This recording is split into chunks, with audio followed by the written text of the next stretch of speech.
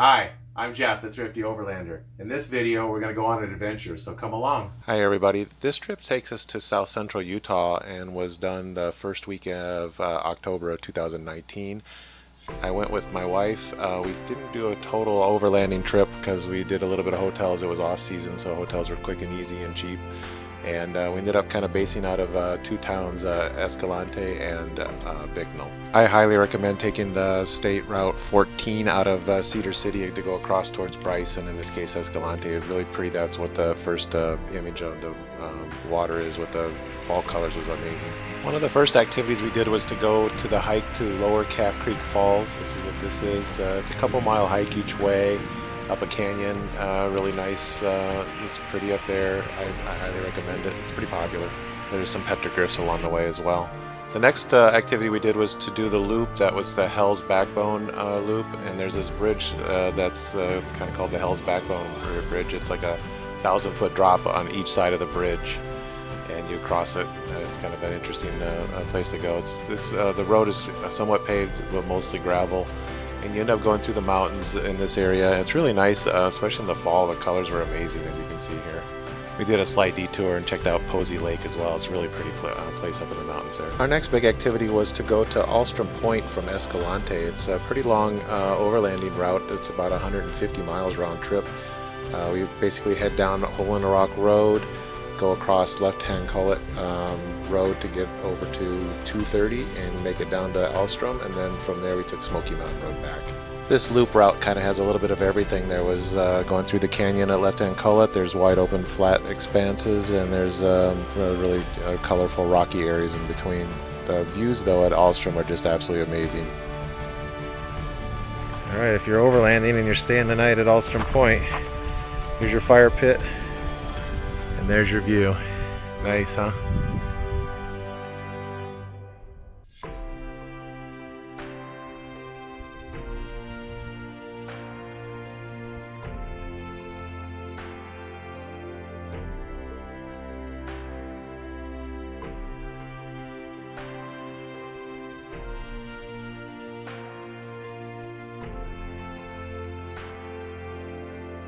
If you watched any of my other videos, you know that I like to take video of our lunch spot, and this is the one from here, and it was absolutely gorgeous.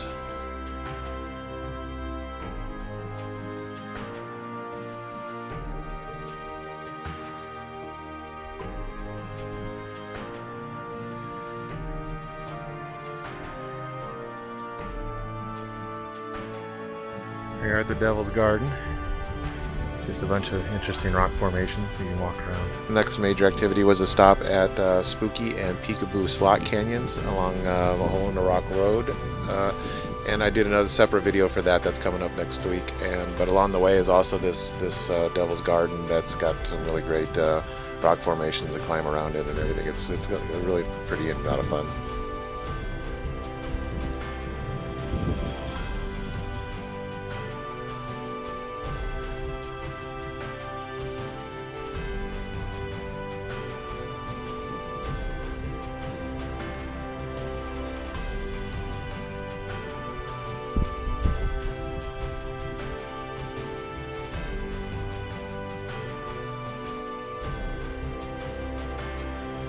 All the balanced rocks are starting to come unbalanced.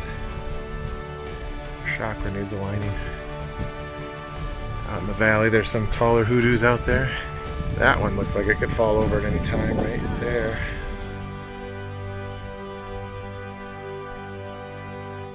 We also took the Burr Trail road and stopped at some places along the way. That was very interesting. First, we decided to check out this Deer Creek campground just to see what it was like. It was really pretty with the fall colors. But then at the very end of the campground, there's kind of a strange place where the tire tracks just went into the creek, and we kind of wondered what that was. So we checked it out, and it ended up being kind of a fun overlanding type of road to take. It was kind of neat.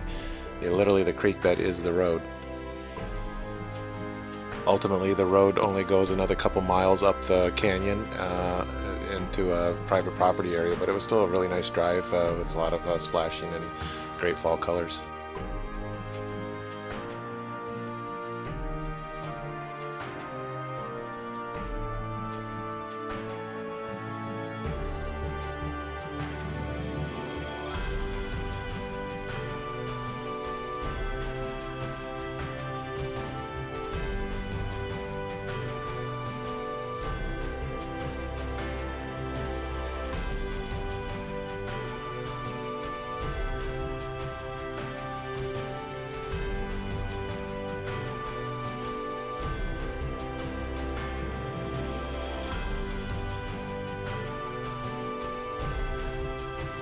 further along the Burr Trail, we took the Wolverine Loop Road, which kind of veered off of the main road, and it was kind of interesting. It's a good overlanding route, and there is some hikes and stuff that like that along the way. We stopped and did a small hike to go to some areas that had some petrified wood.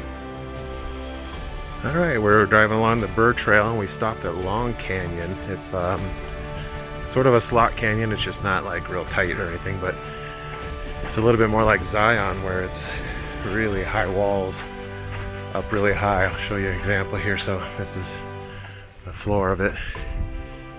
It just goes up and up and up.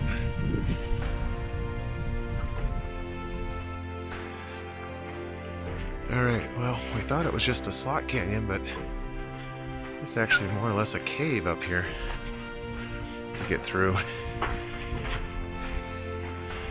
Oh yeah, I guess this is the end. This is all in the area that's called Long Canyon. It's a really cool area that's extremely red. I can't believe it. It's got to be the most red I've ever seen.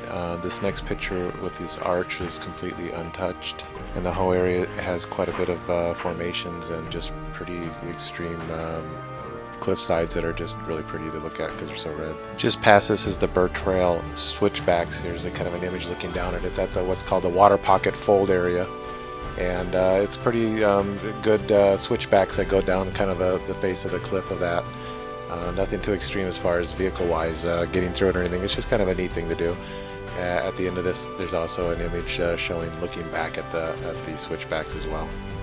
This first sped up part is all Long Canyon. It's kind of interesting how my dash cam changes the colors of the red so much whenever it's in the shade or if it's in the light, but you really get an idea how red it gets whenever it's in the full light.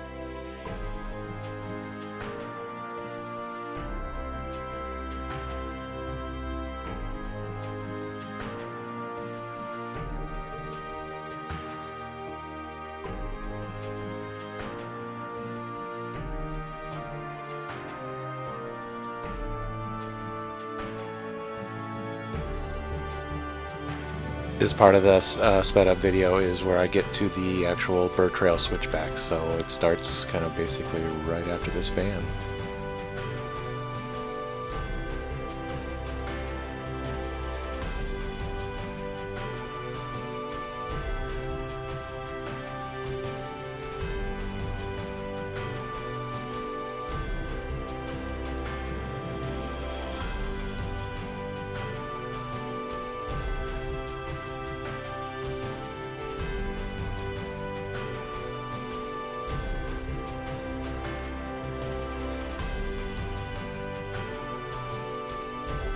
Here's the image looking back at the switchbacks from out in the flat area right ahead of there. And then the area's got a lot of really colorful stripy grounds. It's really pretty. There's a lot of interesting things to see that way.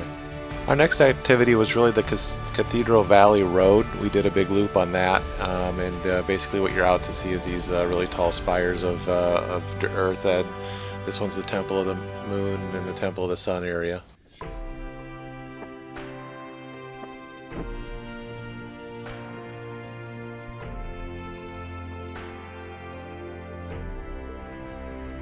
This is the Temple of the Moon.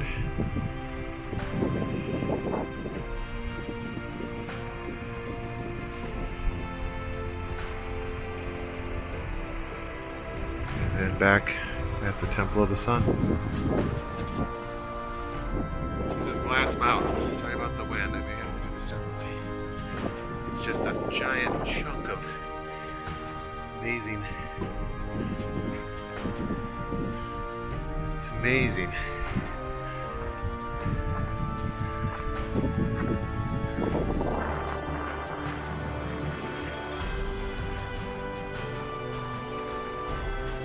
This Glass Mountain is just a few hundred yards from the Temple of the Sun, so don't forget to check it out while you're there in the area. It's definitely worth stopping for.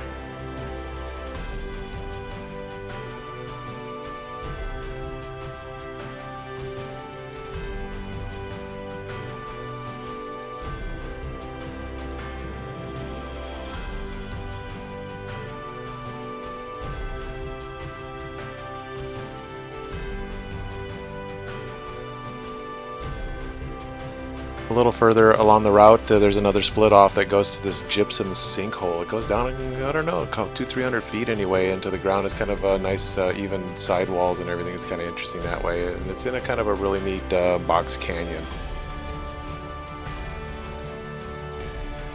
Throughout the whole loop, there's a lot of amazing just sheer cliffs and spires and all kinds of stuff. That's it's just a really pretty area.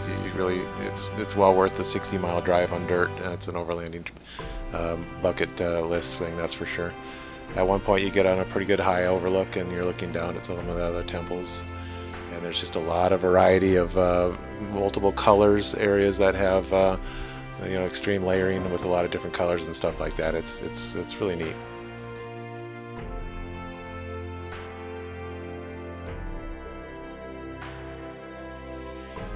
The route that we took, we went so that the river crossing was at the end of the trip, and it's kind of a nice little river crossing. It can be higher or lower depending on the time of year and everything. Obviously, we're there in October, so it wasn't anything that big, but it's still kind of fun to drive up a river for a little while. This is Hickman Bridge. Nice little mile trail up in the domes. The rest of the activities on this trip were all around the Cathedral Reef National Park area in Fruta. There's like this arch was one of the things we did, and we went to the Capitol Gorge area and did some hiking down the Slot Canyon there as well. The rest of the video and images is from that Capitol Reef area, and including the one that shows the cold that we did experience at this first week of October, where the sprinklers, I guess the irrigation in the fields was all freezing over, so we had some early snow, you could say. After my ending of this video, I decided to go ahead and put in a couple more videos there just to sped up. One of them is going through the left-hand cullet road that goes over towards Alstrom from Escalante, and the other one is a little bit of the sped up driving through Cathedral Valley area. Stay tuned after the ending if you want to check those out. Hey, thanks for watching. If you enjoyed this video, I'd really appreciate it if you hit that like button and subscribe. We'll see you on the trail.